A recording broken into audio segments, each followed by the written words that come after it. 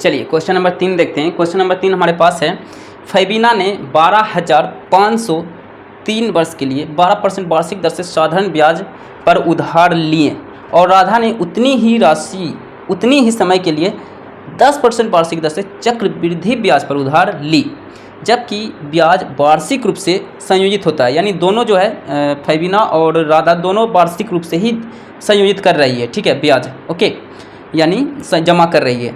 तो किसे अधिक ब्याज भुगतान करना होगा और कितना अधिक करना होगा, ये आपका क्वेश्चन है, ओके। तो यहाँ पे फैबीना के लिए पहले हम निकालेंगे साधारण ब्याज और उसके बाद राधा के लिए निकालेंगे चक्रवृद्धि ब्याज, ओके। तो सबसे पहले हम यहाँ पे लिखेंगे फैबीना के लिए,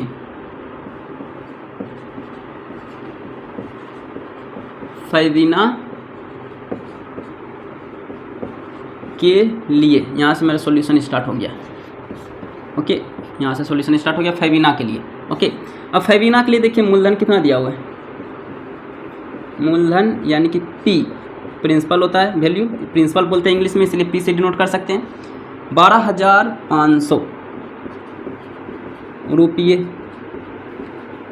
दर यानी कि रेट, यानी आर कितना दिया हुआ है, रेट दिया हुआ है 12% वार्षिक दर से। समय कितना दिया हुआ है, समय दिया हुआ है इसका 3 वर्ष और वार्षिक रूप से जमा कर रही है, ठीक है, वार्षिक रूप से जमा कर रही है। तो सबसे पहले हम इसका क्या निकाल लेते हैं, साधारण ब्याज फैबीना के लिए, क्योंकि क्वेश्चन में बोल रहा है साधारण की ब्याज के तौर पे ये जो है जमा करती है। तो यहाँ हम लिखेंगे साधारण ब्याज बराबर फॉर्मूला होता है मूलधन गुना दर गुना समय बटा 100, यही फॉर्मूला होता है।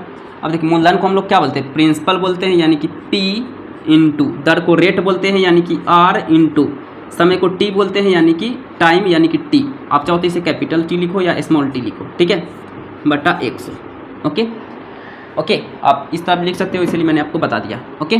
चलिए मूलधन कितना दिया हुआ है रे, 12,500 रुपया, दर कितना दिया हुआ है 12% दर दिया हुआ है, समय 3 वर्ष बटा 100। ये 100 क्यों आया नीचे, इस प्रतिशत के कारण, इसके ऊपर प्रतिशत था तो प्रतिशत गया कहाँ, यही प्रतिशत जो है नीचे आया, प्रतिशत का मतलब 100 होता है, तो यहाँ पे प्रतिशत कैंसिल हुआ, इसलिए यहाँ पे 100 फॉर्मूला में भी आया और क्वेश्चन में दिया हुआ था जो मैं सोल्व कर रहा हूँ उसमें भी इसी कारण आया, प्रतिशत यहाँ से कैंसिल हुआ इसीलिए 100 आया, ठीक है।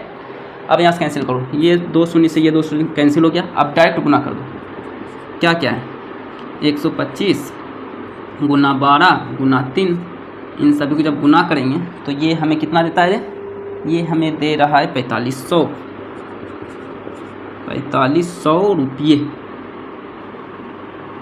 4500 रुपये। ये क्या कर रही है, ब्याज जमा कर रही है 4500 रुपये। कौन जमा कर रही है रे, फैबीना 45 रुपया जमा कर रही है। अब हम निकालेंगे किसके लिए रे, अब हम लोग निकालने वाले हैं राधा के लिए, ओके। तो यहाँ पर हम लिखेंगे राधा के लिए चक्रवृद्धि ब्याज निकालना है ना, राधा के लिए, तो राधा के लिए भी ब्याज निकालना है कि कितना ब्याज वो जमा कर रही है, ओके। तो राधा के लिए ब्याज कैसे निकालेंगे, चक्रवृद्धि ब्याज कैसे निकालेंगे, सबसे पहले हमें क्या निकालना पड़ेगा, इसके लिए मिश्र धन निकालना पड़ेगा, है ना। सबसे पहले हमें क्या निकालना पड़ेगा रे, मिश्र धन निकालेंगे, फिर उस मिश्र धन में मूलधन को माइनस करेंगे, तब हमें चक्रवृद्धि ब्याज निकलेगा, है ना।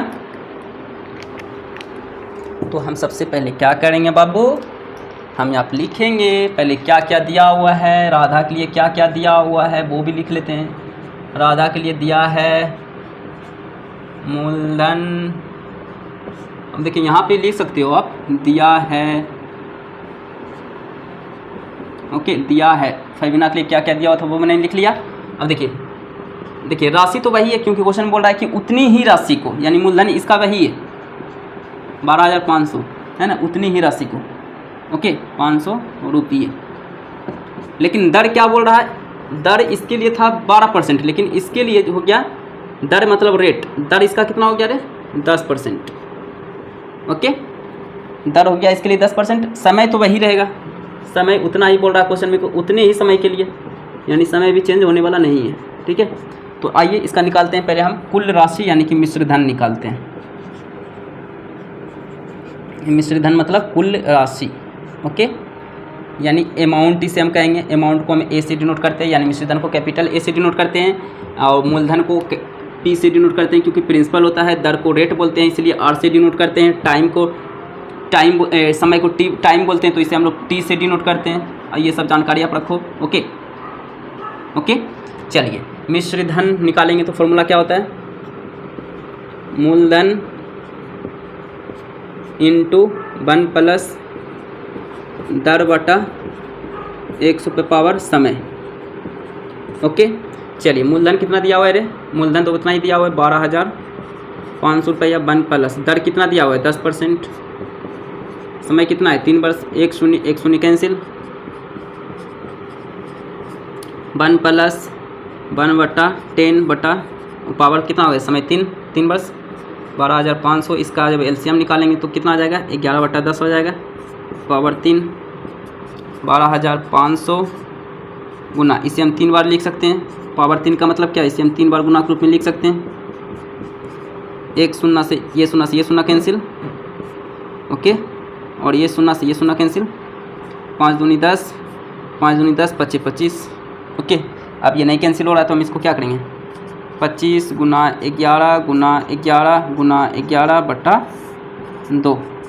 इसे हम जब गुना करते हैं तो कितना आता है रे, 25 गुना 11 गुना 11 गुना 11 करते हैं तो ये हमें कितना आता है, हम गुना करके रखे हुए हैं तो ये हमें आता है 33,275 बट्टा में 2। जब इसमें हम 2 से डिवाइड करेंगे तो ये हमें दे रहा है कितना रे 16,637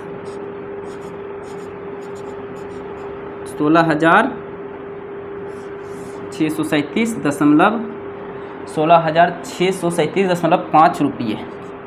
ये क्या निकल चुका है, राधा के लिए मिश्र धन निकला है। तो राधा के लिए हम क्या निकालेंगे, हम राधा के लिए क्या निकालेंगे रे, राधा के लिए हम निकालेंगे चक्रवृद्धि ब्याज, है ना। तो यहाँ पे लिखेंगे हम चक्रवृद्धि ब्याज राधा के लिए निकाल रहे हैं, याद रखना है ना। चक्रवृद्धि ब्याज यानी कंपाउंड इंटरेस्ट यानी CI, कंपाउंड इंटरेस्ट निकालेंगे। क्या फॉर्मूला होता है, मिश्र धन यानी कि कुल राशि मिश्र धन माइनस मूलधन, यही फॉर्मूला होता है ना रे। तो चक्रवृद्धि ब्याज मिश्र धन कितना आया 16,637.5 रुपया माइनस मूलधन कितना है रे 12,500 रुपया है। मूलधन दिया हुआ दोनों के लिए एक ही था। ओके, जब इसे माइनस करते हैं बाबू तो माइनस करने पर ये हमें दे रहा है 4,137.5 रुपया। ये जो है इसका आ रहा है चक्रवृद्धि ब्याज आ रहा है राधा के लिए। और ये कितना जमा कर रही है 4,500 रुपया। बताओ सबसे ज़्यादा कौन जमा कर रही है, ये देखिए 4,137 रुपया 50 पैसा जमा कर रही है। और ये देखिए फेबिना क्या जमा कर रही है 4,500, यानी फेबिना ज़्यादा ब्याज में जमा कर रही है। तो यहाँ पे हम लिखेंगे फेबिना के द्वारा अधिक ब्याज, क्योंकि फेबिना अधिक ब्याज दे रही है ना, तो कितना दे रही है ये भी तो बताना है ना। तो यहाँ पे लिखेंगे हम फेबिना के द्वारा अधिक ब्याज, कितना अधिक दे रही है क्वेश्चन में ये भी आपको बोल रहा है मेंशन करने के लिए, बताओ कितना अधिक दे रही है। तो हम घटा देंगे, इसमें घटा देंगे फेबिना वाले में, फेबिना का ब्याज माइनस राधा का ब्याज घटा देंगे। आप घटाने के लिए जानते होगे ना भिन्न का जोड़, ये दशमलव का घटाने के लिए जानते होंगे ना। देखिए कैसे लिखेंगे 45, ओके 4500, यहाँ दशमलव दे करके जितना मर्जी हम जीरो बढ़ा सकते हैं। ओके, अब यहाँ देखिए कितना दिया हुआ है 41, यहाँ पहले दशमलव पे लिख लेते हैं। फिर इस साइड कितना है 5 है, यानी एक ही जीरो की जरूरत है मेरे पास। ओके, फिर इस साइड कितना है 7, फिर 3, इस तरह सजाते हैं, फिर 1 और फिर 4। ओके, अब इसे क्या करो घटा लो। ओके, तो कितना हो जाएगा 10, ये इससे कर डालेगा 10 में से 5 गया 5, ये 9 बन चुका है। ये दशमलव है तो दशमलव दे दो। ओके, 9 में से 7 गया 2, 9 में से 3 गया, 9 में से 3 जाएगा कितना होगा 6, ये 4 हो गया, 4 में से गया 3, ओके, यानी कि 362.5 रुपया अधिक जमा करेगी कौन रे, जमा करेगी फैबीना। 362 रुपया 5 पैसा यानी 50 पैसा मान के इसे हम चलेंगे, ठीक है। इतना रुपये जो है वो अधिक जमा करेगी, यही आंसर हो गया, ठीक है। यही आंसर है रे, हाँ यही आंसर है, ठीक है। तो इसे क्या करो, कॉपी कर लो, इसके बाद हम लोग नेक्स्ट क्वेश्चन देखेंगे, ओके। चलो इसे आप कॉपी करो।